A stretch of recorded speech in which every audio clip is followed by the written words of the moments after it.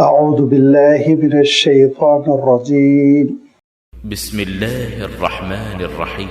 أفرأيتم اللات والعزى ومناة الثالثة الأخرى ألكم الذكر وله الأنثى تلك إذا قسمة ضيزى إن هي إلا أسماء سميتموها أنتم وآباؤكم ما أنزل الله بها من سلطان إن يتبعون إلا الظن وما تهوى الأنفس ولقد جاءهم من ربهم الهدى أم للإنسان ما تمنى فلله الآخرة والأولى وكم من ملك في السماوات لا تغني شفاعتهم شيئا إلا من بعد أن يأذن الله لمن يشاء ويرضى إن الذين لا يؤمنون بالآخرة ليسمون الملائكة تسمية الأنثى وما لهم به من علم إن يتبعون إلا الظن وإن الظن لا يغني من الحق شيئا فأعرض عمن تولى عن ذكرنا ولم يرد إلا الحياة الدنيا ذلك مبلغهم من العلم إن ربك هو أعلم بمن ضل عن سبيله وهو أعلم بمن اهتدى ولله ما في السماوات وما في الأرض ليجزي الذين أساءوا بما عملوا ويجزي الذين أحسنوا بالحسنى الذين يجتنبون كبائر الإثم والفواحش إلا اللمم إن ربك واسع المغفرة هو أعلم بكم إذ أنشأكم من الأرض وإذ أنتم أجنة في بطون أمهاتكم فلا تزكوا أنفسكم هو أعلم بمن اتقى. صدق اللہ العظیم.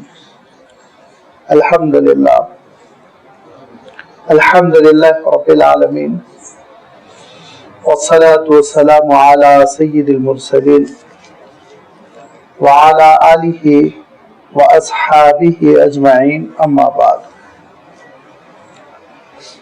سورۃ النجم کی یہ 14 آیتیں ہیں جن کے بھی آپ کے سامنے تلاوت کی گئی. آیت نمبر 19 سے سلسلہ شروع ہو کر آیت نمبر 32 پر اختتام پذیر ہوا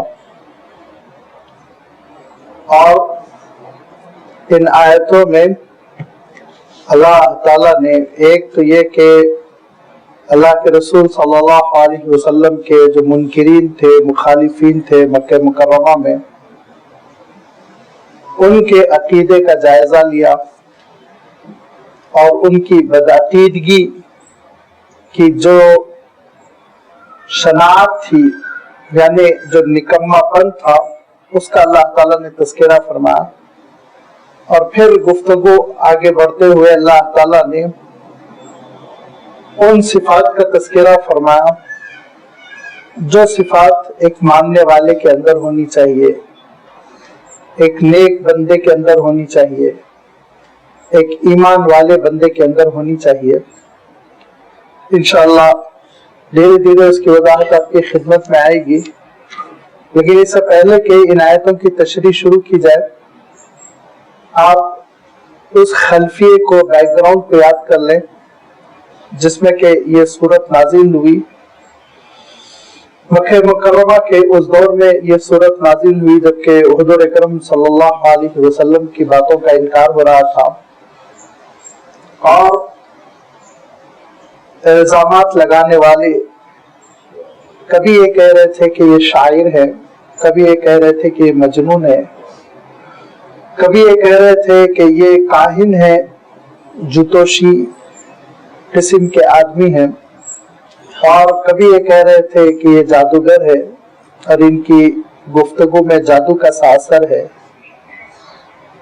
یہ سارے وہ الزامات ہیں اور یہ ساری وہ بے بنیاد باتیں ہیں جو حضور اکرم صلی اللہ علیہ وسلم سے روکنے کے لیے مکے میں پھیلائی جا رہی ہیں۔ اس موقع پہ اللہ تعالیٰ نے اس حقیقت کی جانب اشارہ فرمایا کہ جب ستارے غروب ہو جاتے ہیں تو پھر صبح نمودار ہوتی ہے، اور جب صبح ہو جاتی ہے تو صبح کی روشنی میں گمراہیاں ختم ہو جاتی ہیں، صبح کی روشنی میں انسان بھٹکنے سے باز آ جاتا ہے، راستہ اس کو پتہ چل جاتا ہے، غلط فہمیاں ختم ہو جاتی ہیں۔ تو یہ آفتاب رسالت بلند ہو رہا ہے، صبح ہو رہی ہے، اور تمہارے جو ساتھی ہیں، میں نے عرض کیا تھا کہ ہم ساتھی کا ترجمہ اردو میں کرتے ہیں، ورنہ عربی کے اعتبار سے ما ضل صاحبکم وما غوا، صاحب کا جو ترجمہ ہوتا ہے کہ جن کی صحبتوں میں تم رہ رہے ہو، جن کو تم جانتے ہو، جن کو تم نے پرکھا ہے، اپنی آنکھوں سے دیکھا ہے، جن کی زندگی کے 40 سال تمہارے درمیان گزر چکے ہیں، وہ ہرگز غلط راہ پر نہیں پڑے اور نہ بھٹکے ہوئے ہیں، بلکہ وحی الہی ہے جس کی بنیاد پر وہ گفتگو کر رہے ہیں۔ ان ہوا الا وحی یوحا، اور یہ جو دین کی بنیادیں اور عقیدے کا تعارف اللہ کے رسول صلی اللہ علیہ وسلم کروا رہے ہیں، وہ سب وحی کی بنیاد پر ہے۔ حضور اکرم صلی اللہ علیہ وسلم کہ خود اپنی خواہشات کا نتیجہ نہیں ہے۔ میں نے عرض کیا تھا کہ انسان کبھی غصے میں ہوتا ہے، انسان کبھی غمزدہ ہوتا ہے، انسان کبھی خوش ہوتا ہے، مختلف حالات سے انسان گزرتا رہتا ہے، لیکن اگر آپ کلام نبوت کو بھی دیکھ لیں، قرآن مجید کو دیکھ لیں، تو ان حالات کا ذرہ برابر اثر نہیں ہے، کیونکہ یہ اللہ تعالیٰ کا کلام تھا، اور بذریعہ جبرائیل حضور اکرم صلی اللہ علیہ وسلم پر پہنچ رہا تھا، نازل ہو رہا تھا۔ تو اللہ تعالیٰ نے حضرت جبرائیل امین کا بھی تعارف کرایا کہ وہ شدید القویٰ ہیں، بہت طاقتور، کوئی ان پر غالب نہیں آ سکتا، ذو مرۃ، عقل کے اعتبار سے بھی بہت مضبوط، کہ انسان پہلوان ہو، طاقتور ہو، لیکن عقلی طور پر وہ مضبوط نہ ہو، عقلی طور پر بڑا سمجھدار نہ ہو، تو اس کو دھوکہ دینا ممکن ہے، اور اس سے غلط بات کہلوائی جا سکتی ہے، اس کو غلط فہمی میں ڈالا جا سکتا ہے۔ تو لازمی بات ہے، یہ ہم انسانوں کے اندر معروف ہے۔ اللہ تعالیٰ نے ارشاد فرمایا کہ دیکھو ایک ایسا فرشتہ ہے کہ ان سارے عیوب سے بالاتر ہے، عقلی طور پر کوئی کمزوری نہیں کہ نعوذ باللہ کوئی ابلیس پٹی پڑا دے، اور اپنی ذات کے اعتبار سے بہت مضبوط قوی ترین فرشتہ، اور جن کے بارے میں دوسری جگہ ارشاد فرمایا کہ ان کا عالم یہ ہے کہ فرشتوں میں بھی ان کی بات چلتی ہے، فرشتے بھی ان کی پیروی کرتے ہیں، فرشتے بھی ان کی فرمانبرداری کرتے ہیں، گویا وہ فرشتوں کے سردار ہیں۔ یہ وہ فرشتہ ہے جو اللہ کے رسول صلی اللہ علیہ وسلم پر اللہ تعالیٰ کا کلام نازل کر رہا ہے، یہ وہ فرشتہ ہے جو کلام الہی کو پہنچا رہا ہے۔ تو اس لنک میں اور اس اتصال میں تم کو کوئی شبہ نہیں کرنا چاہیے، اور یہ اتنا قوی اتصال ہے، یہ لنک جو ہے اس قدر مضبوط ہے، اتنا واضح، اتنا کلیئر ہے کہ اللہ تعالیٰ نے 2 مرتبہ حضرت جبرائیل امین کو ان کی اپنی اصلی شکل میں حضور اکرم صلی اللہ علیہ وسلم کے سامنے مشاہدہ کروا دیا۔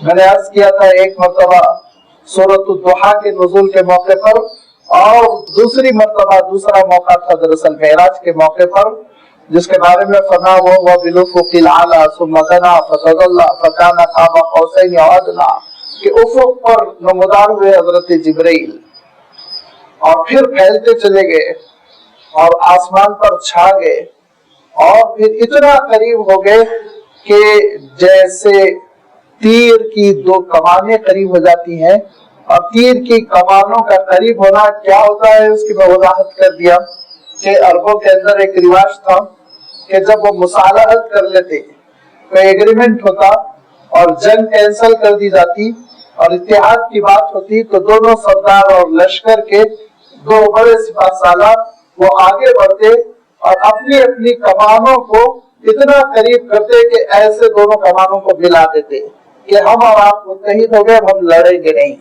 اس کو عرب عام طور پہ کہتے تھے فَكَانَ قَابَ قَوْسَيْنِ، قَابَ قَوْسَيْن دو کمانوں کا فاصلہ۔ اتنا حضرت جبرائیل امین حضور اکرم صلی اللہ علیہ وسلم کے قریب آ پہنچے اور پھر اللہ تعالیٰ کا کلام پہنچایا۔ فَأَوْحَىٰ إِلَىٰ عَبْدِهِ مَا أَوْحَىٰ مَا كَذَبَ الْفُؤَادُ مَا رَأَىٰ۔ اور حضرت جبرائیل امین کو دیکھنے میں حضور اکرم صلی اللہ علیہ وسلم کو کوئی دقت پیش نہیں آئی، بہت آرام سے اللہ کے رسول صلی اللہ علیہ وسلم نے مشاہدہ کیا۔ پہلی مرتبہ مکہ مکرمہ میں مینا کے راستے پر ایک بستی پڑتی ہے اجیاد، وہاں اللہ کے رسول صلی اللہ علیہ وسلم نے مشاہدہ فرمایا، اور دوسری مرتبہ وَلَقَدْ رَآهُ نَزْلَةً أُخْرَىٰ عِندَ سِدْرَةِ الْمُنتَهَىٰ۔ میں نے عرض کیا تھا کہ سدرہ ایک ایسا مقام ہے جہاں پہ ہمارا علم جو ہے وہ ختم ہو جاتا ہے۔ منتہا کے معنی جہاں انتہا ہو جاتی ہے، انسانی سائنس اور انسانی علم کی جہاں انتہا ہو جاتی ہے وہاں ایک دوسرا عالم شروع ہوتا ہے۔ ہمارا عالم یہ عالم ناسوت ہے، مخلوق، اور دوسرا جو عالم ہے وہ عالم لاہوت ہے، وہ اللہ تعالیٰ کا بنایا ہوا وہ عالم ہے جہاں پہ کہ عرش ہے، جہاں پہ کہ کرسی ہے، جہاں پہ کہ لوح محفوظ ہے، اور وہیں ارشاد فرمایا عندہ جنت المأوی، ٹھکانے والی وہ جنت ہے جو اہل ایمان کا ٹھکانہ بنے گی۔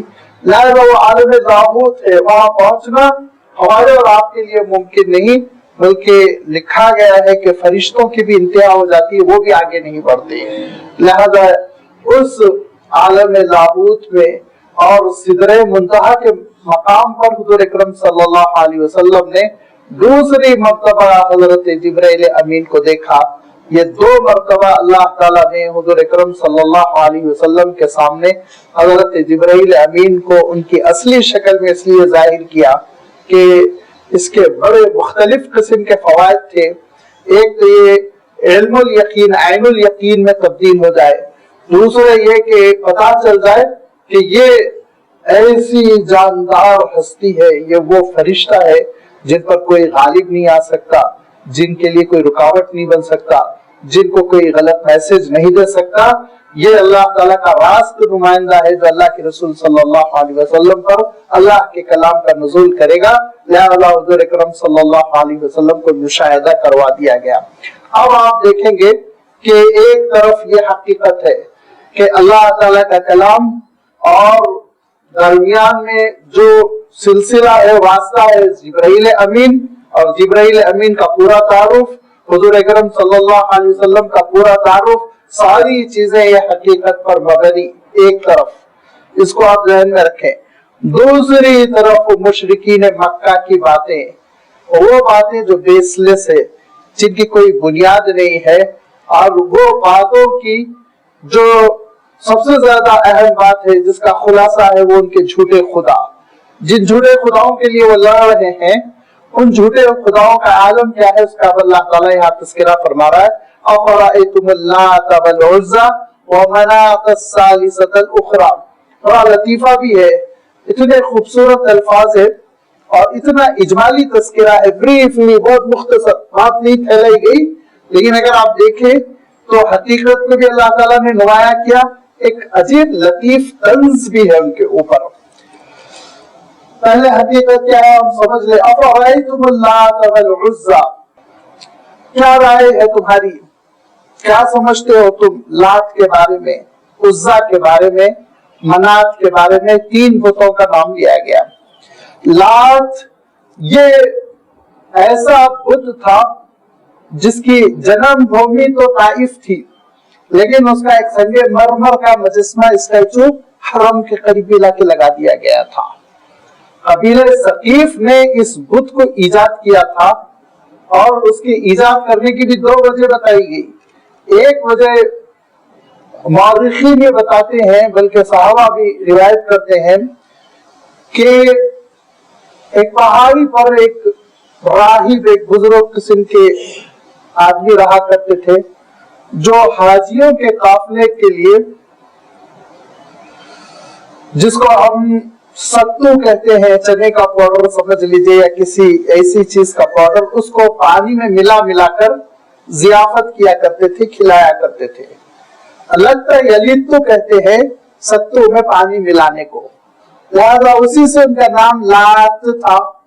जब वो मर गए तो सकीफ के लोगों ने उन बुजुर्ग का मुजस्समा बना दिया और उनको पूजना शुरू किया, और जब उनका मुजस्समा बनाकर उनसे तबर्रुक हासिल करना शुरू कर दिया तो मक्के के कुरैशी कब खामोश रहने वाले थे, उन्होंने भी फिर लेके आया और उनका मुजस्समा हरम शरीफ के करीब नस्ब कर दिया। ये एक रिवायत की गई। और दूसरी रिवायत ये है कि लात दरअसल नऊज़ु बिल्लाह कुरैशियों का एक इंतहाई बेहुदा किस्म का कॉन्सेप्ट था, और उस कॉन्सेप्ट का खुलासा ये है कि वो गोया अल्लाह मियां की मोहम्मद समझते थे, फीमेल वर्जन खुदा का, नऊज़ु बिल्लाह। तो लात इसी से, इलाह से ये लफ्ज लात बना लिया गया था, ये कहा जाता है। एक तो लात का बुत था, दूसरे उज्जा, उज्जा का जो बुत था ये भी एक देवी का नाम था, और ये देवी जो है दरअसल कहा गया कि अल अजीज, जो अल्लाह की सिफत है ना, गालिब आने वाला, उसी का एक फेमिनाइन जेंडर है, उसी का मुअन्नस है कि वो देवी जो इज्जत देने वाली है, वो देवी जो इज्जतों का सोर्स है। लिहाजा ये उज्जा भी दरअसल अदीत के मकाम पर इसकी जन्म भूमि थी, लेकिन उसको उठाकर फिर कुरैश लाकर मक्के मुकर्रमा में हुदूद हरम में नस्ब कर दिया था। ये दो तो हो गए, अफराइतुम लात वल उज़्ज़ा व मनात अस्सालिसतल उखरा, और फिर तीसरा वो था जिसको मनात कहते हैं, और ये वो देवी थी जहां पे तमन्नाएं पूरी होती थी। क्योंकि अरबी में तमन्नाओं को अमनियतुन कहते हैं, तो अमनियतुन से मनात का लफ्ज बना है, जिसके माने वो देवी जहां पे के तमन्नाएं पूरी होती हैं। अब उसके आगे देखिए, और तीसरी उनकी देवी थी मनात, तीसरी, सालिसा माने तीसरी, अल-उखरा। इसके बारे में मुफस्सिरीन ने लिखा कि दरअसल ये फर्स्ट क्लास नहीं थी, सेकंड क्लास थी। पहले दर्जे के, आला दर्जे के तो दो थे, लात और उज्जा, ये देवियां ऊंचे दर्जे की है, और उनके बाद के दर्जे की मनात थी, और उसके नीचे दर्जे की भी और देवियां थी। अभी तो सैकड़ों थी, यहाँ पे तीन का जिक्र इसलिए किया गया, ये तीन को सारे अरब माना करते थे, बड़ी शोहरत थी ये तीन की। तो आप तमाशा देखिए, वो मनात अस्सालिसतल उखरा कहकर अल्लाह ताला ने जो तंज किया कि तुम्हारे खुदाओं में भी तरतीब है, बाज ताकतवर है, बाज कमजोर है। तुम्हारे खुदाओं में भी आलम ये है कि बाज की फजीलत ज्यादा है, बाज की अहमियत घटी हुई है, बाज का कंट्रोल ज्यादा है, बाज का कंट्रोल कम है, बाज फर्स्ट क्लास है, बाज सेकंड क्लास है। तो खुदाओं के अंदर भी तुम्हारे तरतीब बनी हुई है, जात पात है, और वो भी बेचारे मुनकसिम हुए हैं मुख्तलिफ जुमरों में, मुख्तलिफ डिविजन्स में। ये एक अजीब गरीब किस्म का बहुत ही गौर करने का तंज है जो अल्लाह ताला ने यहाँ उखरा का लफ्ज इरशाद फरमाकर इशारा फरमाया, व मनात अस्सालिसतल उखरा। ये बड़े तीन मशहूर देवियां थी जिनकी बड़ी पूजा हुआ करती थी, और अजीब अजीब लतीफे है कि एक के सामने तवाफ करते थे, एक के लिए कुर्बानी करते थे, एक के लिए चिट्ठी लिखते थे कि तमन्ना पूरी हो जाए।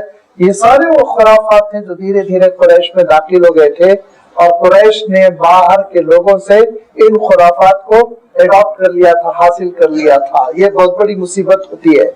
हालांकि हजरत इब्राहिम अलैहिस्सलाम के दीन पर थे, हजरत इस्माइल अलैहिस्सलाम के दीन पर थे, लेकिन पड़ोसियों से मुतासिर होते हुए इन्होंने ये सारी चीजें इख्तियार कर ली थी। ये बहुत बड़ी मुसीबत होती है, याद रखिए कि पड़ोसियों से इंसान मुतासिर होता चला जाता है। हुज़ूर अकरम सल्लल्लाहु अलैहि वसल्लम का सफर हो रहा था, और उस वक्त एक दरख्त पर कुछ पर्चियां लटकी हुई थी, और लोगों ने बताया कि ये वो दरख्त है जहाँ पे पर्ची लिखकर लगा दी जाती तो तमन्नाएं पूरी होती। तो एक साहबी ने, जो बेचारे अभी अभी इस्लाम कबूल किए होंगे, उनको ज्यादा तजुर्बा नहीं था, उन्होंने हुजूर अकरम सल्लल्लाहु अलैहि वसल्लम से कहा हमारे लिए भी आप एक दरख्त तजवीज कर दीजिए जहाँ हम भी जाए, पर्चियां लटकाए, हमारी भी तमन्नाएं बर आई। تو حضور اکرم صلی اللہ علیہ وسلم نے ارشاد فرمایا تم لوگوں نے اس سے برا غیر گزرا مطالبہ کیا جو مطالبہ حضرت موسیٰ علیہ السلام سے کیا گیا تھا۔ حضرت موسیٰ علیہ السلام سے بنی اسرائیل نے کیا مطالبہ کیا تھا؟ ہمارے لیے بھی ایک بچڑا بنا دیجئے اور ایک ہمارے لیے بھی اسٹیچو بنا دیجئے، ہم بھی تو اس کو دیکھیں، کنسنٹریشن ہو سکے، سامنے کچھ نظر آئے، اس کی ہم عبادت کر سکیں۔ تو حضرت موسیٰ علیہ السلام نے کہا تھا برباد ہو گئے تم لوگ، تباہ ہو گئے، شرک سے نکال کر لا رہا ہوں، پھر شرک کا مطالبہ کر رہے ہو۔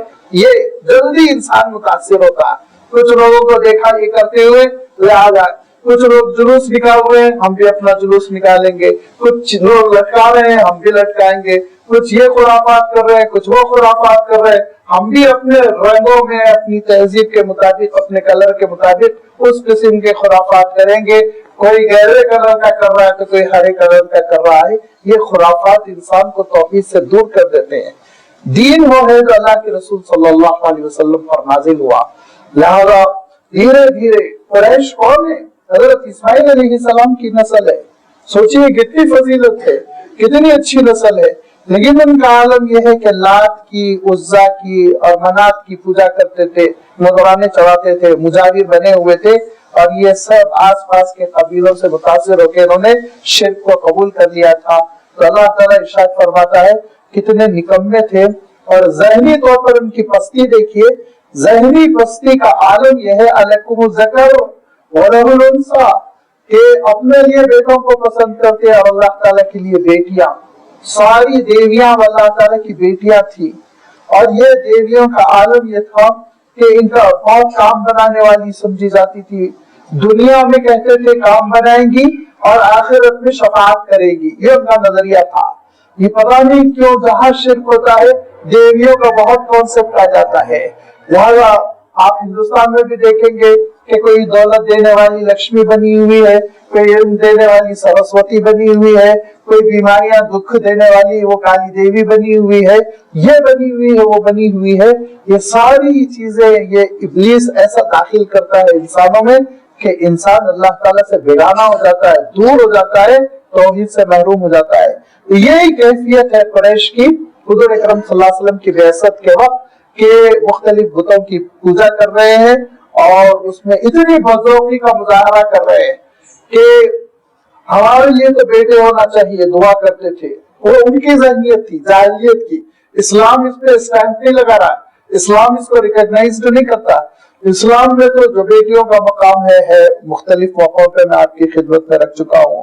حضور اکرم صلی اللہ علیہ وسلم کا جو معاملہ اپنی صاحبزادیوں کے ساتھ تھا اس کو آپ ذہن میں رکھیے، اور حضور اکرم صلی اللہ علیہ وسلم کے اس ارشاد کو آپ سامنے رکھیے کہ آپ صلی اللہ علیہ وسلم نے ارشاد فرمایا کہ اگر اللہ تعالیٰ نے کسی کو 3 بیٹیاں دے دی، کسی مسلمان کو، بندے مومن کو اللہ تعالیٰ کی جانب سے 3 بیٹیاں مل جائے تو فرمایا اس کی تو جنت طے ہے۔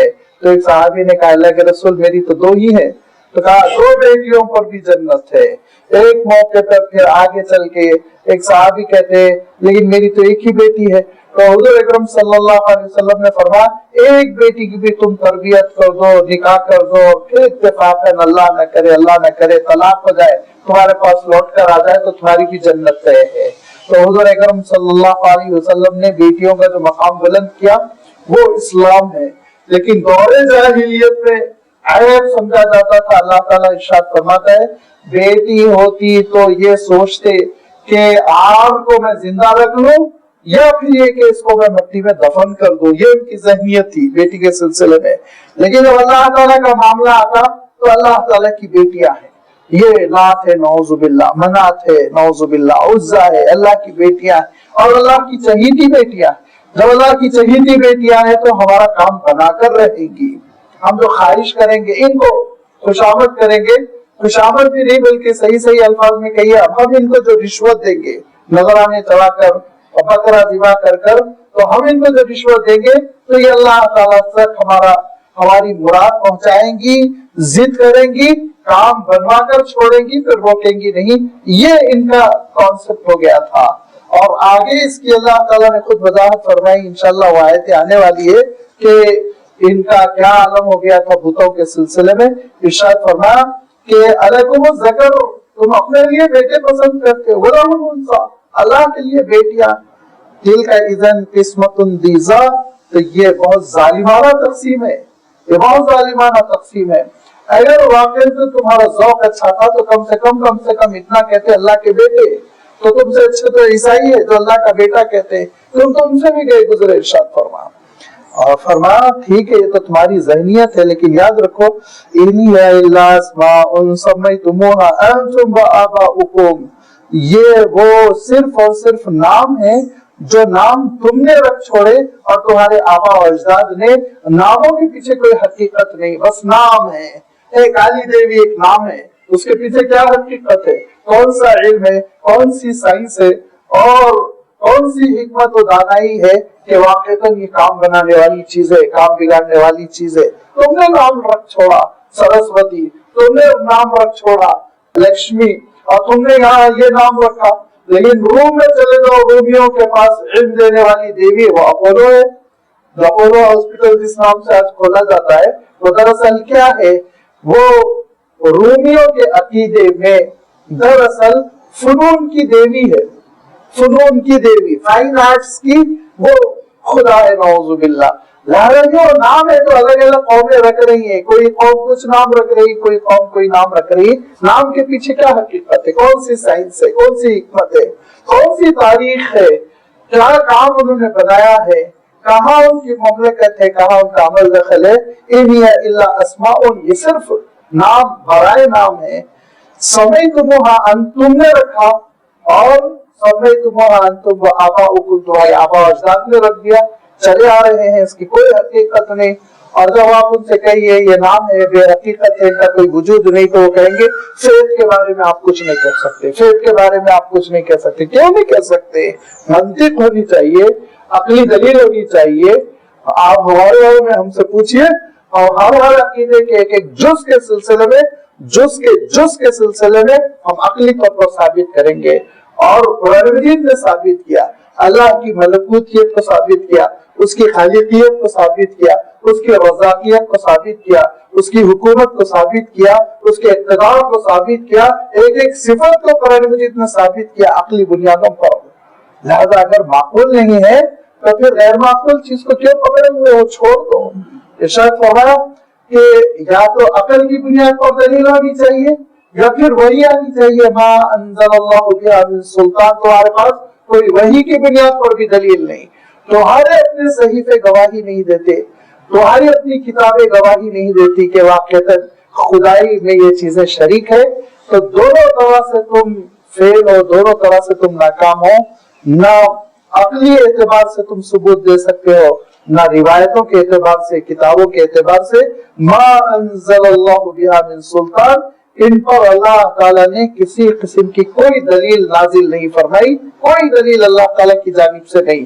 دیکھیے اتھارٹی کب اتھارٹی بنتی ہے، آپ کے پاس ایک صاحب آ جائے اور کہے میں انکم ٹیکس کا آفیسر ہوں، آپ کے گھر کی، آپ کی دکان کی تلاشی لینا چاہتا ہوں، پہلا جملہ آپ کا ہوگا آپ اپنی اتھارٹی ثابت کیجئے، آپ اپنا آئی کارڈ دکھائیے، لیٹر دکھائیے، جب تک کہ آپ کو یہ یقین نہ ہو جائے کہ حکومت نے ان کو نامزد کیا ہے اس کام کے لیے، آپ ان کو گھر کی دہلیز پار کرنے نہیں دیں گے، ہے کہ نہیں، عقلی بنیاد پر۔ لہذا اگر کوئی شخص کہتا ہے نعوذ باللہ اللہ تعالیٰ نے اولاد تقسیم کرنے کا ڈپارٹمنٹ ان کو دے دیا، علم تقسیم کرنے کا ڈپارٹمنٹ اس کو دے دیا، اور رزق تقسیم کرنے کا ڈپارٹمنٹ دوسرے کو دے دیا، تو تم کو دلیل اتھارٹی تلاش کرنی چاہیے نا۔ اللہ تعالیٰ نے نازل کیا، دیکھو یہ صحیفہ ہے، یہ اللہ کی کتاب ہے جو کہتی ہے کہ یہ اللہ تعالیٰ کی ذات میں، اس کی صفات میں شریک ہے۔ جب دلیل نہیں ہے تمہارے پاس، نہ اللہ تعالیٰ کی جانب سے اور نہ عقل کی جانب سے، تو پھر کیا کر رہے ہو تم؟ إِن يَتَّبِعُونَ إِلَّا الظَّنَّ، صرف اور صرف وہم کی، گمان کی، اندیشوں کی تم پیروی کر رہے ہو، گمان کی تم پیروی کر رہے ہو۔ ارشاد فرمایا إِن يَتَّبِعُونَ إِلَّا الظَّنَّ، یہ صرف گمان کی پیروی کر رہے ہیں، کچھ چیزیں گیس کر لی ہیں، کچھ چیزیں تصور کر لی ہیں، اور ان تصور کی ہوئی چیزوں کی تم پیروی کر رہے ہو، یا پھر وما تهوى الانفس، یہ اپنی خواہشات کی پیروی کر رہے ہو۔ تمہاری خواہش تھی کہ یہ خدا ہو، تم نے خدا بنا ڈالا، تمہاری خواہش ہے کہ یہ دیوی ہو، تم نے دیوی بنا ڈالی، تمہاری خواہش ہے کہ یہ دین ہو، یہ شریعت ہو، تم نے شریعت بنا ڈالی، اپنی خواہشات کے مطابق دین، اپنی خواہشات کے مطابق شریعت، اپنی خواہشات کے مطابق تم نے پورا عقیدہ تجویز کر ڈالا، تو لازمی بات ہے تمہاری خواہشات کے مطابق اگر دین ہوگا تو وہ تم اس کی پیروی کر سکتے ہو، دوسرے سے تھوڑی مطالبہ کر سکتے ہو۔ فرمایا يَتَّبِعُونَ إِلَّا الظَّنَّ وَمَا تَهْوَى الْأَنفُسُ وَلَقَدْ جَاءَهُم مِّن رَّبِّهِمُ الْهُدَىٰ۔ اور اس خواہشات نفس کے مقابلے میں غور کرنے کی بات یہ ہے کہ رب کی جانب سے ہدایت آئی ہوئی ہے، یہ ہدایت نامہ جس ہدایت نامے کے سلسلے میں یہ بات درس ہو رہی ہے، کیا اللہ تعالیٰ ارشاد فرما رہا ہے کہ ان ہوا الا وحی یوحا، یہ وحی الہی ہے، یہ سراسر اللہ کا الہام ہے، یہ اللہ تعالیٰ کا دین ہے، اس کے لنک کو اللہ تعالیٰ بتا رہا ہے کس کے ذریعے سے نازل ہو رہا ہے، کہیں شک و شبہ نہیں ہے، ایک جانب ہدایت ہے، ایک جانب کلام الہی ہے، ایک جانب اللہ تعالیٰ کی رہنمائی ہے، اور دوسری جانب وہ اٹکل بچوں کے تیر ہے، دوسری جانب قیاس آرائی ہے، دوسری جانب اپنی خواہشات کی تکمیل ہے۔ یہ ہے یاد رکھیے دو حقیقتیں جو آپس میں ٹکراتی ہیں۔ ہمیشہ جو دین کا نقشہ بگڑتا ہے وہ اس وقت بگڑتا ہے جبکہ ہم ہدایت ربانی سے منہ موڑ کر خواہش نفسانی پر عمل کرنا شروع کر دیں۔ یہ ایک کلیہ ہے جس کو اگر ہم سمجھ لیں گمراہی ہمارے صفوں میں زندگی میں داخل نہیں ہو سکتی۔ اسی کو اللہ کے رسول صلی اللہ علیہ وسلم زندگی بھر واضح کرتے رہے اور یہ کہتے رہے دیکھو اپنی خواہشات کے مطابق دین ایجاد نہ کرنا، دین وہ ہے تو میں تم کو دے کر جا رہا ہوں، دین وہ ہے تو مجھے اللہ تعالیٰ نے عنایت فرمایا، دین وہ ہے تو میں اللہ تعالیٰ سے لے کر تم تک پہنچا رہا ہوں۔ پھر اس کے بعد تم یہ نہ کہنا اس میں کیا خرابی ہے، اس میں کیا خرابی ہے، اور اگر اس میں کیا خرابی ہے، اس میں کیا خرابی ہے، ہر اچھی چیز کو تم دین بنا ڈالو گے تو لازمی بات ہے دین کا نقشہ بھی گر جائے گا۔ اور کہنے والے نے بڑی اچھی مثال دی کہ ایک ماہر باورچی ایک ڈش بناتا ہے، لفظ پر آپ پھر دھیان دیجئے، ماہر ہے وہ کک ماہر پرفیکٹ ہے، وہ بیکار قسم کا نہیں ہے، وہ بالکل پرفیکٹ ہے، اپنے فن میں ماہر ہے، اور وہ ایک ڈش بناتا ہے اور آپ کے سامنے وہ ڈش بن کر آ گئی۔ اب حیدرآبادیوں کے لحاظ سے آپ بریانی سمجھ لیجئے کہ ایک عمدہ قسم کے ماہر استاد نے بریانی بنا دی، آپ کے سامنے بریانی آ گئی۔ اب آپ کہتے ہیں کہ شکر تو اچھی چیز ہے، اس میں اگر آدھا کلو شکر ڈال لوں تو کیا حرج ہے۔ اس کے بعد آپ کہتے ہیں کہ کھویا تو بہت اچھی چیز ہے، اس میں 1 کلو کھویا میں ملا لوں تو کیا حرج ہے۔ تو ہر اچھی چیز ملا لینے سے بریانی رہے گی، بولیے تماشا بن جائے گی۔ لہٰذا اللہ تعالیٰ کا جو دین ہے، اس کی جو شریعت ہے، اس میں یہ کہہ کر کہ یہ اس میں کیا حرج ہے، یہ تو بہت اچھا کام ہے، اس میں کیا حرج ہے، یہ تو بہت اچھی چیز ہے، اگر دین میں ہم ملاوٹیں کرتے چلے جائیں تو اللہ تعالیٰ کا دین باقی رہے گا، اس کا نقشہ بدل جائے گا۔ لہذا دین سمجھ کر جب کبھی آپ عمل کریں تو کتاب و سنت سے دلیل دیکھ لیں، کتاب و سنت سے ثابت ہے تو وہ دین ہے، باقی خواہشات نفس ہے جو آپ دین میں داخل کرنا چاہ رہے ہیں، دین میں انٹرفیئر کرنا چاہ رہے ہیں۔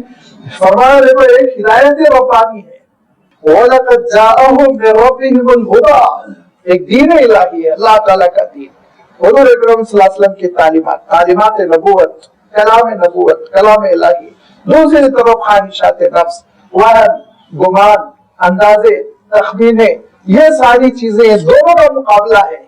ان دونوں کے مقابلے میں اگر تم نے خواہشات کو اختیار کر لیا اور قیاس آرائیوں کے اوپر چل پڑے، توہمات کے پیچھے چل پڑے، تو یاد رکھو جو حضرت اسماعیل علیہ السلام کی نسل نبی زادے قریش کا جو حشر ہوا نا، وہ حشر تمہارا بھی ہوگا، تمہارے درمیان بت کھڑے ہو جائیں گے، دیویاں کھڑی ہو جائیں گی، اللہ تعالیٰ سے تم محروم ہو جاؤ گے۔ لہذا اللہ تعالیٰ کے دین کو اسی طرح تھام لو جس طرح اللہ تعالیٰ نے اپنے نبی اور رسول پر نازل کیا، اس میں اپنی جانب سے مداخلت نہ کرو، اپنی جانب سے تبدیلی نہ کرو۔ کہ بہت سی خواہشات ہوتی ہے ہماری، اور ہزاروں خواہشیں ایسی ہوتی ہیں جن کے پورے ہو جانے کے بعد بھی ہم کو ایسا لگتا ہے کہ خواہشیں ابھی پوری نہیں ہوئی۔ تو اگر دین کو تختہ مشق بنا دیں اور دین میں خواہشات داخل کریں تو ذرا غور کر لو کہ انسان کی خواہشات کی کوئی روک ہے؟ عمل انسانی ما تمنا، जो जो तमन्ना करते हो मिल जाती। अगर जो जो तमन्ना करते हैं और वो मिल जाया करती तो हम सब व्हाइट हाउस में नहीं होते, यहाँ क्यों बैठे होते। तो तमन्नाएं तो बड़ी दराज है और मुख्तसर है और इख्तियारात महदूद है, तमन्नाएं पूरी नहीं होती। तो जब इस मुख्तसर जिंदगी में और जब दुनिया के मामले में हमारी तमन्नाएं पूरी नहीं हो रही तो दीन को हम अपनी तमन्नाओं का, अपनी ख्वाहिशात का अगर मरकज बना देंगे तो दीन का क्या असर होगा। तमन्नाएं तो हमारी पूरी नहीं होगी। इंसान जो तमन्ना करता है वो बात तो उसको मिलती नहीं, लिहाजा उसके तमन्नाओं की वजह से दीन में वो बढ़ावा इजाफा करता चला जाएगा, एडिशन पर एडिशन। तो क्या उसकी तमन्नाएं खत्म होगी? कभी खत्म नहीं होगी। और आप देख लीजिए कि जो लोग अपनी ख्वाहिशात से दीन इजाद करते हैं उनके दीन का क्या नक्शा बिगड़ता रहता है। वो आप देख लीजिए, आपके बचपन में आपके बरादरान वतन का जो दीन था और आज उनका जो मजहब है क्या वो यकसा है? अगर आप देख लीजिए 20-25 सालों में उनके दीन का इतना नक्शा बदल गया है कि जिन चीजों को हम जानते नहीं थे आज वो चीजें उनके दरमियान रायज हो चुकी हैं। मजहब की बुनियादें, फंडामेंटल्स बन चुकी हैं, जिनके ऊपर अरकान जैसे कहते हैं कि जिनके ऊपर उनके गोया मजहब की बेस है, ये आलम हो चुका है। इतना जल्दी एक ही जनरेशन ने देख लिया कि दीन इतना तब्दील होता रहता है। तो आप सोचिए सैकड़ों साल, सदियां गुजर जाए तो दीन का क्या हशर होगा। लिहाजा अल्लाह ताला इरशाद फरमाता, देखो तुम्हारी तमन्नाओं की कोई रोक नहीं, कोई हद नहीं, और ये तमन्नाओं को दीन में दाखिल कर दोगे तो दीन तो बदलता ही रहेगा, बदलता ही रहेगा। हर थोड़े दिन पर दीन का एक नया एडिशन आता रहेगा। अल्लाह ताला की तालीमात खोकर रह जाएगी। अल्लाह ताला की इताअत करो, फरमाबरदारी करो। अमलिल इंसानी मा तमन्ना फलिल्लाहिल आखिरतु वल ऊला। बस अल्लाह ही के हाथों में है आखिरत भी, अल्लाह ही के हाथों में है दुनिया भी। लिहाजा जब वही मालिक हकीकी है उसकी फरमाबरदारी करो। और फिर उन्होंने, कुरैश के लोगों ने एक और जो अकीदे में अजीब और गरीब बात इजाद कर ली थी, ये कि फरिश्ते ये अल्लाह ताला की बेटियां है और ये क़यामत के दिन हमारी सिफारिश करके हमको बचा लेंगे। तो वकम मिन मलकिन फिस समावाति ला तुगनी शफाअतुहुम शैआ। बहुत से आसमान में ऐसे फरिश्ते हैं जिनकी सिफारिश काम नहीं आएगी। किसी की सिफारिश अगर काम में आएगी तो इल्ला मिन बादी अन याज़नल्लाहु लिमन यशा, तो फिर अल्लाह ताला की इजाजत के बाद लिमन यशा, उन्हीं के हक में जिनके हक में अल्लाह ताला इजाजत दे, वयरदा, और उतनी ही सिफारिश काम में आएगी जितना अल्लाह ताला राजी हो जाए। ये नहीं जिद कर कर जन्नत में पहुंचा देंगे। यहूदियों का अकीदा कि हजरत इब्राहिम अलैहिस्सलाम खड़े हुए होंगे और हर इस्राएली को पकड़ पकड़ कर जन्नत पे फेंक रहे होंगे। ये उनका अकीदा है, अकीदे का जुज है कि हजरत इब्राहिम अलैहिस्सलाम वो हर इस्राएली को जन्नत में पहुंचा कर रहेंगे। ये हजरत इब्राहिम अलैहिस्सलाम की ड्यूटी होगी। और वो कहा करते थे लन तमस्सना नारु इल्ला अय्यामा मादूदा, चंद दिनों हमको सजा होगी अगर होगी भी तो, और चंद दिनों की सजा के बाद फिर जन्नत हमारा आबाई हक है, वो हमको मिलकर रहेगी। ईसाइयों का अकीदा, ईसाई ये कहते हैं कि जितने गुनाह करना है करो, जिस कदर जुल्म करना है करो, जो बेईमानी करनी है करो, बस बैप्टिज्म कर लो, हजरत ईसा अलैहिस्सलाम के नाम की दुआई दे दो। और हजरत ईसा अलैहिस्सलाम जो नऊज़ बिल्लाह असलन तो खुदा थे लेकिन एक इंसानी भेद में नमूदार हुए और सूली पर चढ़कर अपने नाम लेवाओं के लिए सिफारिश बन गए, शफाअत बन गए।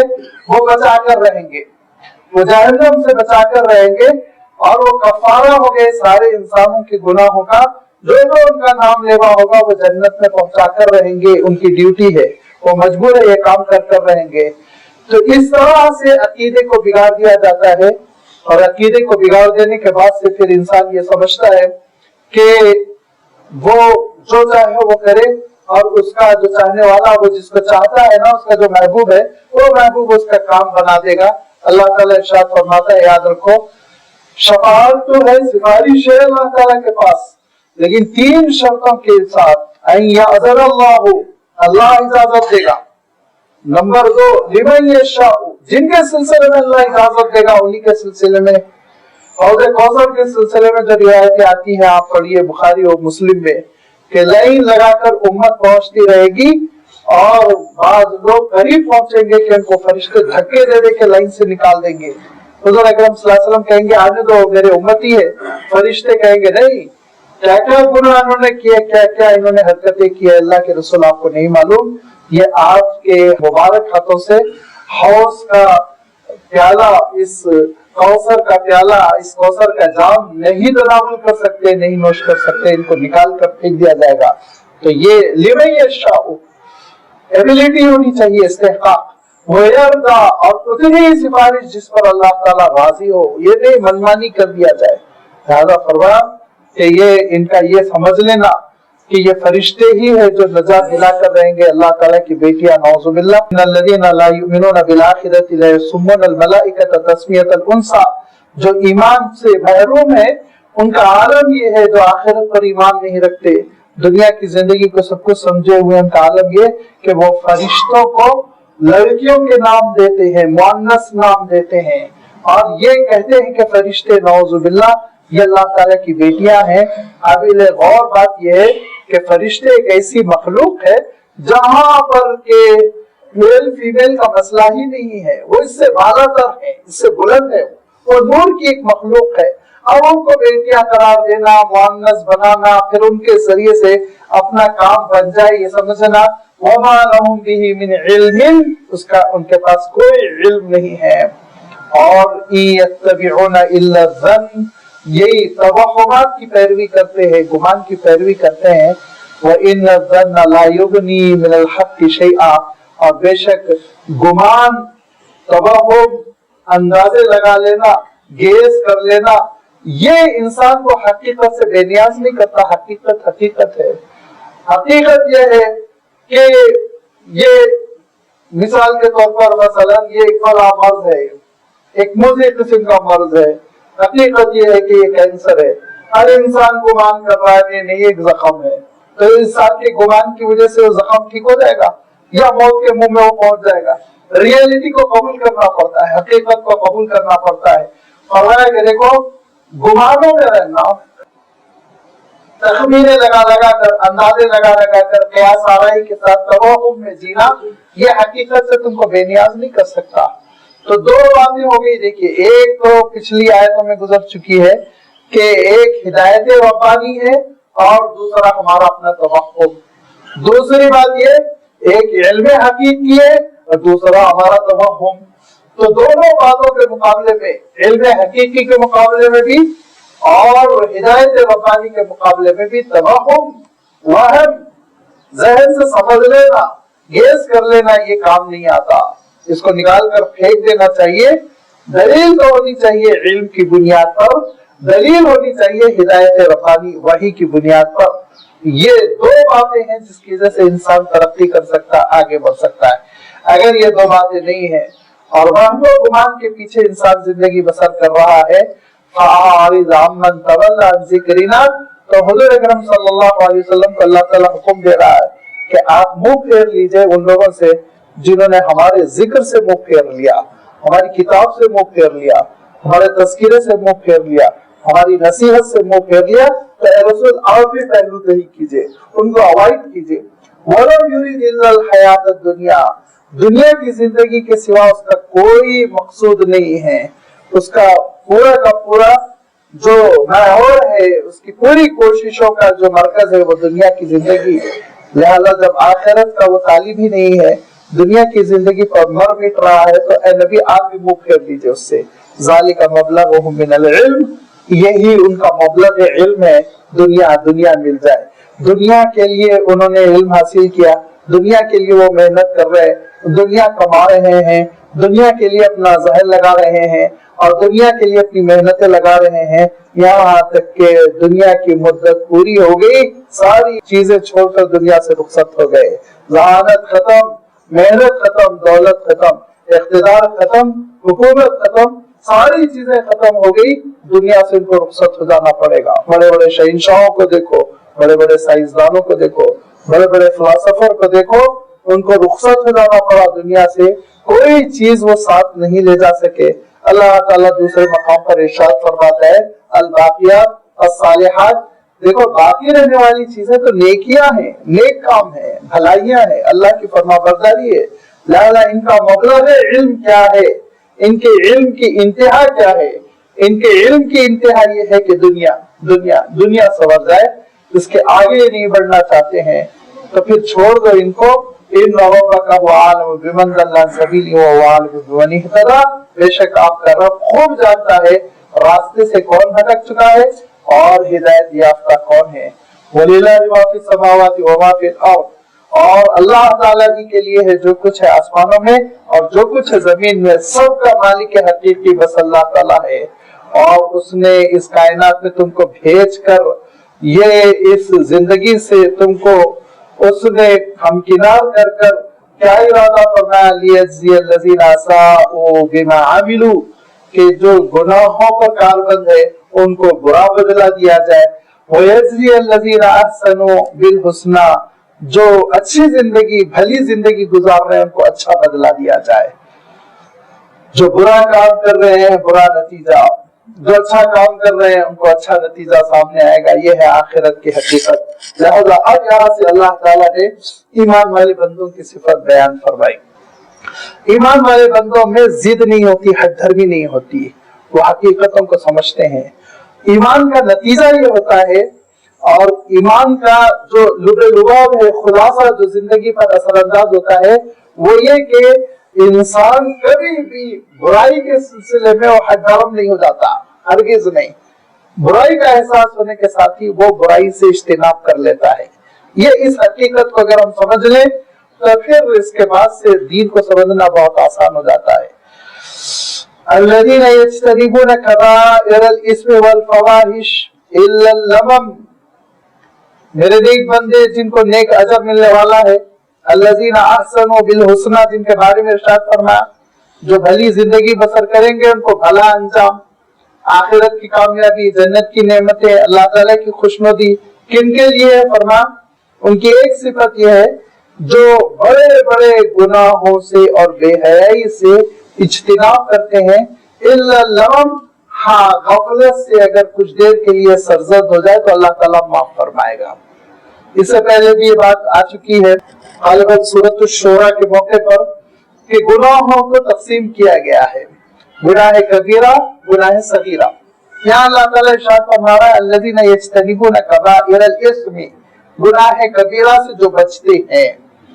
گناہ کبیرہ کن کو کہتے ہیں ان کی بڑی تفصیل ہے، لیکن خلاصہ کیا ہے کہ ما نہی عنہ، سارے وہ گناہ جن سے روکا گیا، اور روکنے کے الگ الگ اسالیب ہے، یاد رکھیے اسٹائل سے، کسی بھی چیز سے روکنے کے مختلف انداز ہوتے۔ مثلا ایک انداز یہ ہوتا ہے کہ آپ کسی سے یہ کہیں کہ دیکھو اس سے بچو، یہ تمہارے لیے بہت خطرناک ہے، مصیبت ہے، ہلاک ہو جاؤ گے۔ یا پھر آپ کا ایک طریقہ یہ ہوتا ہے کہ آپ اس کو یہ کہیں کہ اگر تم یہ کام نہیں کرو گے تو برباد ہو جاؤ گے، ہلاک ہو جاؤ گے۔ یا آپ یہ کہیں اگر تم یہ کام نہیں کرو گے چھڑی سے میں تمہاری پٹائی کروں گا، ماروں گا۔ تو الگ الگ اسلوب ہوتے ہیں جس میں انسان کو برائیوں سے روکا جاتا ہے۔ ایسے ہی قرآن مجید میں حضور اکرم صلی اللہ علیہ وسلم کے ارشادات میں گناہوں سے روکا گیا۔ کسی گناہ کے سلسلے میں یہ ارشاد فرمایا گیا کہ اس کو کرنے والا جہنم میں جائے گا، کسی گناہ کے سلسلے میں ارشاد فرمایا بہت بڑا جرم ہے، اللہ تعالیٰ معاف نہیں فرمائے گا، کسی گناہ کے سلسلے میں ارشاد فرمایا یہ کرنے والا ہمیشہ جہنم میں پڑا رہ جائے گا، جیسے قتل کے سلسلے میں اللہ تعالیٰ نے ارشاد فرمایا جو کسی معصوم کو قتل کرے گا وہ ہمیشہ جہنم میں پڑا رہ جائے گا۔ تو گناہوں سے روکنے کے لیے جو وعید آئی ہے یا اللہ تعالیٰ نے حرام ہے کا لفظ استعمال کیا یا اللہ تعالیٰ نے ان سے بچنے کے لیے فعل امر کا صیغہ استعمال کیا، یہ سارے وہ گناہ سمجھے جاتے ہیں جو گناہ کبیرہ ہے۔ حضور اکرم صلی اللہ علیہ وسلم گناہ کبیرہ کی تفصیل فرمایا کرتے تھے۔ کسی حدیث میں آپ دیکھیں گے 3 گناہوں کا تذکرہ فرمایا۔ ایک حدیث میں ارشاد فرمایا آپ صلی اللہ علیہ وسلم سے پوچھا گیا اللہ کے رسول بڑے بڑے گناہ کون سے؟ گناہ کبیرہ۔ آپ نے فرمایا نمبر 1 اللہ کے ساتھ شرک کرنا، نمبر 2 والدین کی نافرمانی کرنا، نمبر 3 زنا کرنا۔ بس اتنا ہی مختصر 3 گناہ فرمائے۔ لیکن کسی حدیث میں آپ دیکھیں گے 4 گناہ کا تذکرہ ہے. اور آپ صلی اللہ علیہ وسلم نے ارشاد فرمایا اللہ کے ساتھ کسی کو شریک نہ قرار دو, گناہ نہ کرو, بے حیائی کا زنا نہ کرو, اور ماں باپ کے ساتھ نافرمانی نہ کرو. اس کے بعد حضور اکرم صلی اللہ علیہ وسلم ٹیک لگائے بیٹھے ہوئے تھے, آپ نے اپنا ٹیک چھوڑ دیا اور ایسے سیدھے ہو کر بیٹھ گئے اور کہنے لگے اللہ و شہادت الزور, اللہ و شہادت الزور, اللہ و شہادت الزور, اور یاد رکھو جھوٹی گواہی, جھوٹی گواہی, جھوٹی گواہی. اتنا فرمایا کہ صحابہ نے کہا یا لیتہا سکت, ہمارے دل میں خواہش ہو گئی کاش اللہ کے رسول خاموش ہو گئے ہوتے کہ آپ کی طبیعت پر گرانی ہو رہی ہے. اتنا تو وہاں وہ موقع ایسا تھا, ہو سکتا ہے اس مجلس میں کوئی جھوٹا گواہ تھا, اسی لیے آپ صلی اللہ علیہ وسلم نے جھوٹی گواہی پہ بہت زور دے کے وہاں پہ ارشاد فرمایا. ایسے ہی ایک موقع پہ آپ صلی اللہ علیہ وسلم نے ارشاد فرمایا کہ الموبقات سب 7 گناہ ایسے ہیں جو انسان کو ہلاک و برباد کر دیتے ہیں. تو آپ نے شرک کا تذکرہ فرمایا, حقوق الوالدین کا تذکرہ فرمایا, بے حیائی کا تذکرہ فرمایا, جھوٹی گواہیوں کا تذکرہ فرمایا. ایک لسٹ ہے حضور اکرم صلی اللہ علیہ وسلم نے بیان فرمائی. اس حدیث کی وجہ سے ایک صاحب نے حضرت عبداللہ ابن عباس رضی اللہ تعالیٰ عنہ سے کہا کہ آپ صحابی رسول ہے, آپ اللہ کے رسول صلی اللہ علیہ وسلم کی خدمت میں رہے تو ایسا لگتا ہے کہ گناہ کبیرہ گویا 7 ہی ہیں. انہوں نے کیا کہا, ایسا محسوس ہوتا ہے بڑے بڑے گناہ گویا ٹوٹل 7 ہی ہیں. تو حضرت عبداللہ ابن عباس رضی اللہ تعالیٰ عنہ کہتے ہیں جی نہیں جناب 7 نہیں 700 ہوئے گا. یہ بس سمجھ لو کہ 7 ہی میں بات ختم ہو گئی. گناہ کبیرہ کی لسٹ طویل ہے. لہذا ایک کتاب ہے کتاب الکبائر, امام شمس الدین الذہبی رحمۃ اللہ علیہ کی, اس میں انہوں نے 70 گناہوں کی لسٹ بنائی جو گناہ کبیرہ ہے. لیکن ایک کتاب اور ہے ابن حجر حیثمی مکی رحمۃ اللہ علیہ, یہ دراصل وہ ابن حجر نہیں ہے جو بخاری شریف کے شارح ہیں. ابن حجر 2 بزرگوں کا نام ہے, احمد ابن حجر 2 بزرگوں کا نام ہے. ایک تو وہ جو جنہوں نے 20 جلدوں میں بخاری شریف کی شرح لکھی, ان کا نام ہے اسلم ابن حجر اسقلانی, وہ اسقلان کے رہنے والے تھے. یہ جو ابن حجر ہے یہ بھی بہت بڑے بزرگ ہیں, اور ان کا نام ہے ابن حجر الحیثمی المکی. انہوں نے ایک کتاب لکھی کتاب الزواجر عن اختراف الکبائر. اس میں 450 گناہوں کی لسٹ انہوں نے لکھی ہے جو کبیرہ ہے. 450 گناہ بیان کیے جو گناہ کبیرہ ہے. یہ میں اس لیے عرض کر رہا ہوں کہ کبیرہ گناہ, بڑے گناہ یہ لمیٹڈ نہیں ہے, یہ لمیٹڈ نہیں ہے. بہت سارے الگ الگ سچویشن میں گناہ صغیرہ رہتے ہیں, گناہ کبیرہ بن جاتے ہیں. سچویشن کے اعتبار سے گناہوں پر بڑا اثر پڑتا ہے. لہذا کبیرہ گناہ کے سلسلے میں ایک بات یاد رکھنی چاہیے کہ کبیرہ گناہ معاف نہیں ہوتے مگر یہ کہ توبہ کی جائے. توبہ واجب ہو جاتی ہے کبیرہ گناہ کے سلسلے میں. اور اس کے علاوہ جو صغیرہ گناہ ہوتے ہیں, وہ صغیرہ گناہ کے سلسلے میں حضور اکرم صلی اللہ علیہ وسلم کبھی ارشاد فرماتے ہیں الصلوات الخمس کفارۃ لما بینہن, کہ 5 نمازیں ان کے درمیان جو چھوٹی چھوٹی خطائیں ہو جاتی ہیں وہ سب معاف کر دی جاتی ہیں. کئی اللہ کے رسول صلی اللہ علیہ وسلم نے فرمایا جمعہ ہفتے بھر کے چھوٹے گناہوں کو معاف کرنے کا ذریعہ ہے. کئی آپ صلی اللہ علیہ وسلم نے یہ ارشاد فرمایا کہ حج وہ چھوٹے چھوٹے گناہوں کے معافی کا ذریعہ ہے. لیکن یاد رکھیے کہ بڑے گناہ پر تو توبہ کرنی واجب ہو جاتی ہے جو گناہ کبیرہ ہے. اسی لیے ہمارے سامنے رہنا چاہیے کہ گناہ کبیرہ کون کون سے ہیں. جن گناہوں میں اللہ تعالیٰ کی راست نافرمانی ہو رہی ہے وہ سارے گناہ کبیرہ کہلائیں گے. لہذا یہ جب گناہ کبیرہ اگر سرزد ہو جائے تو پھر اللہ تعالیٰ نے ہم سب کی لاج رکھ لی, اپنے بندوں کو سنبھال لیا. الذین یجتنبون کبائر الاسم, میرے وہ بندے جو کبیرہ گناہ سے اجتناب کرتے ہیں, والفواحش, بے حیائی سے. بے حیائی آپ جانتے ہیں کہ اس کا آخری مظہر تو زنا ہے, لیکن اس سے پہلے بدنگاہی, اس سے پہلے زبان کو آلودہ کرنا, یہ سب فواحش میں. تو فرمایا جو بے حیائیوں سے, بڑے بڑے گناہوں سے اجتناب کرتے ہیں وہ حسنہ کے مستحق ہے, بھلے انجام کے, جنت کی نعمتوں کے مستحق ہے.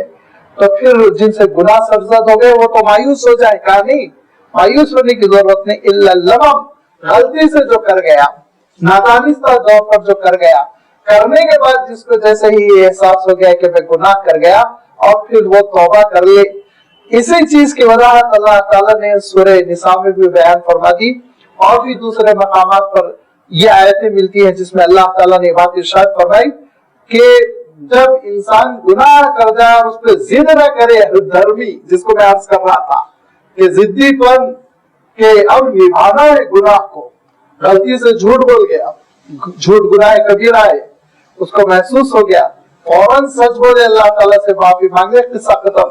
लेकिन अपने झूठ को निभाना है, झूठ पर झूठ बोला जा रहा है, गलती कर दी और उसने गलती की वजह से बेहयाई हो गई, अब तौबा कर ले, किस्सा खत्म।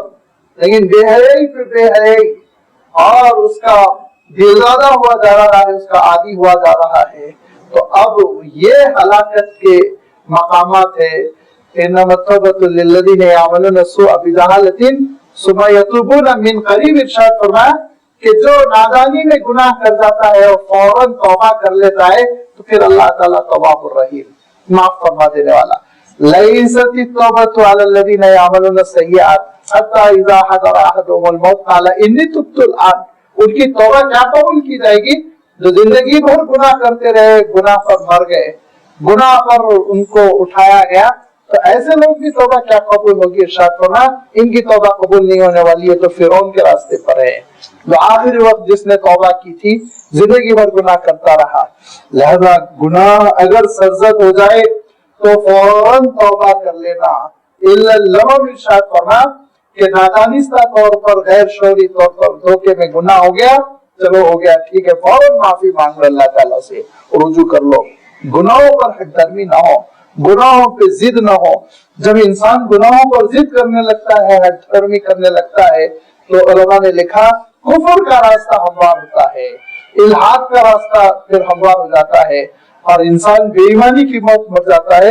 लिहाजा फौरन तौबा करना चाहिए, एहसास होना चाहिए, एक नदामत होनी चाहिए। मोमिन की शान नदामत है, कुफर की शान जिद्दीपन है। याद रखिए, काफिर जिद्दी होता है, मोमिन नादिम होता है। अल्लाह के रसूल सल्लल्लाहु अलैहि वसल्लम इरशाद फरमाया करते थे, कुल्लु बनी आदम खत्ताउन खैरुल खत्ताइन अत-तव्वाबून, सारी नस्लें इंसानी खताकार है, कहीं ना कहीं गलती हो जाती है, लेकिन बेहतरीन खताकार वो है जो फौरन तौबा कर लेते हैं। क्यों? इन्ना रब्बका वासिउल मग़फ़िरा, तुम्हारा रब बड़ी वसी मग़फ़िरत वाला है। सिर्फ मग़फ़िरत वाला नहीं फरमाया, इन्ना रब्बका वासिउल मग़फ़िरा, वासिअ के माने होते हैं जहां तंगी न हो। वसाअत का जो मफ़हूम है उसका मफ़हूम यही है जहां तंगी ना हो। अब आप मस्जिद में बैठे हुए हैं, अल्हम्दुलिल्लाह कोई किसी किस्म की तंगी नहीं है, लेकिन अगर इसी मस्जिद में 5000 के मजमे को बिठाएंगे तो तंगी हो गई कि नहीं हो गई? तो आप क्या कहेंगे? मस्जिद तंग हो गई थी, मस्जिद तंग दामनी का शिकवा कर रही थी। लेकिन आप हरम में ले जाइए 5000 किसी कोने में कमरे में, वो सिमट जाएंगे। लेकिन उसी हरम में, जिस हरम को 16-17 लाख के लिए तामीर किया गया हरम के जमाने में और हज के जमाने में, इतनी तंगी हो जाती है, उसकी वसाअत इतनी कम हो जाती है कि सजदा करने की जगह नहीं मिलती है। तो ये है, देखिए कि एक वसाअत का मफहूम ये होता है कि कभी तंगी ना हो, कभी तंगी ना हो, कोई किसी किस्म की तंगी ना हो। अल्लाह ताला की मग़फ़िरत में कभी तंगी नहीं है। 99 से 100 कत्ल करके भी बंदा तौबा करता है तो तंगी नहीं उसके रहमत में, मग़फ़िरत में उसकी मग़फ़िरत शॉर्ट नहीं पड़ती, कम नहीं पड़ती है। उसका पैरान, उसकी चादर मग़फ़िरत की बड़ी वसी है, बड़े से बड़ा गुनाहगार उसमें समा सकता है। शर्त है तौबा की, शर्त है तौबा की। मग़फ़िरत मांगता होगा वो परवरदिगार की तरफ आगे बढ़े, फिर अल्लाह ताला उसको माफ फरमाता है। वो आलम बिकुम, खुद जानता है परवरदिगार, परवरदिगार से क्या तकल्लुफ। जैसे एक बेटा हो, माँ से क्या तकल्लुफ, अपना दर्द वो अपनी माँ से बयान करेगा, अपनी परेशानी। बच्चे क्या करते हैं, और कोई शरारत कर कर आ जाते हैं, कोई गड़बड़ कर कर आ जाते हैं, और मालूम आपको ये कीमती चीज तोड़ दी, क्लास में जाके कोई गड़बड़ कर कर आए और सजा मिली हुई है, नोटिस आई हुई है, तो पहले माँ को बताएंगे, क्योंकि उनको मालूम है कि माँ की रहमत का दामन इतना वसी है कि वो باپ کے مقابلے میں کھڑی ہو جائے گی, سفارش کرے گی, مجھے بچا لے گی. یہ جیسے بچے کو اپنے ماں کی ممتا پر بھروسہ ہوتا ہے, کہا بندو تو میری رحمت پہ بھروسہ کرو, وہ عالم بکم, وہ نہیں جانتا ہے کیا تم کو, وہ سب جانتا ہے, تمہاری خطاؤں کو جانتا ہے, تمہاری کوتاہیوں کو جانتا ہے, تمہاری کمزوریوں کو جانتا ہے, تمہاری فطرت کو جانتا ہے. لہذا پروردگار سے کیا پردہ ہے, اس سے تم تکلف اور اس سے تم بچنے کی کوشش کیا کرو, جاؤ اس کے دربار میں جاؤ اور اس کے دربار میں شکوہ کرو, اپنے گناہ کا اعتراف کرو, ہاتھ پھیلاؤ. وہ خوب جانتا ہے, اور کب سے جانتا ہے, آج جانتا ہے نہیں. اذ انشأکم من الارض, زمین سے جب سے تم کو نمودار کیا اس وقت سے. وَإِذْ أَنْتُمْ أَجِنَّةٌ فِي بُطُونِ أُمَّهَاتِكُمْ, جب تم اپنی ماں کے پیٹ میں جنین کی شکل میں تھے اس وقت سے جانتا ہے. وہ اس وقت سے وہ تم کو جانتا ہے جس وقت سے وہ تم کو زمین سے برآمد کر رہا تھا. وہ تم زمین سے غذا کی شکل میں برآمد ہوئے اور ماں باپ کے پیٹ میں گئے, ان کے لیے تم خون بنے, اور خون بننے کے بعد پھر تمہارا وجود دھیرے دھیرے تشکیل پایا, وہ سیلز میں تم تبدیل ہو گئے جہاں سے جنین وجود میں آتی, پھر تم ماں کے پیٹ میں منتقل ہو گئے, اور ماں کے پیٹ میں منتقل ہونے کے بعد تم دھیرے دھیرے نشو نما پانے لگے. ساری کیفیتوں سے وہ بخوبی واقف ہے.